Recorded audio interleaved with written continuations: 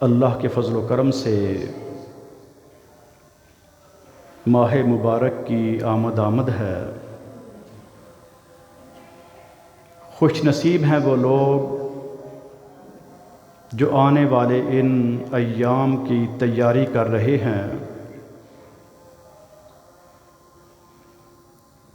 جو لوگ اس کی تیاری کر کے اس پورے مہینے کا صحیح طور پہ فائدہ اٹھا لیں گے، انشاءاللہ ان کی دنیا بھی بہترین اور آخرت بھی شاندار ہو جائے گی۔ اور بعض بد نصیب وہ بھی ہوں گے کہ جن کے بارے میں پیارے پیغمبر علیہ الصلاۃ والسلام نے سیدنا جبرائیل علیہ الصلاۃ والسلام کی بد دعا پر آمین کہا تھا کہ برباد ہو جائے وہ بندہ جس کی زندگی میں رمضان آیا اور وہ اپنے آپ کو بخشوا نہ سکا۔ دونوں انداز سے یہ مہینہ انتہائی زیادہ اہمیت کا حامل ہے۔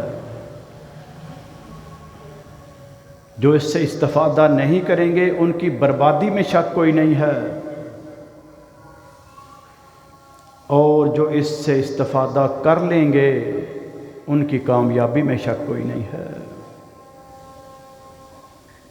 تو ان آنے والے ایام کو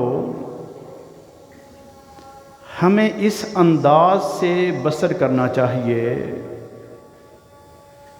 کہ یہ جو مغالطہ ہے کہ جی اس دور میں اسلام پر عمل کرنا بڑا مشکل ہے، جنت میں جانے والے عمل کرنے تو بڑے ہی مشکل ہیں، اور عام طور پہ مایوسی کا اظہار کیا جاتا ہے جی ہم نے پتہ نہیں جنت میں جانا بھی ہے کہ نہیں،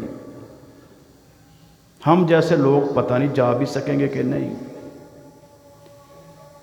ان لوگوں کو یہ یقین دہانی کرانی چاہیے کہ جنت اللہ رب العالمین نے انسانوں کے لیے بنائی ہے۔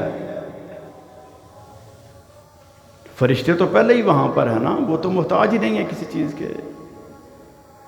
اللہ رب العالمین نے فرشتوں کی جبلت اور انداز کی تخلیق فرمائی۔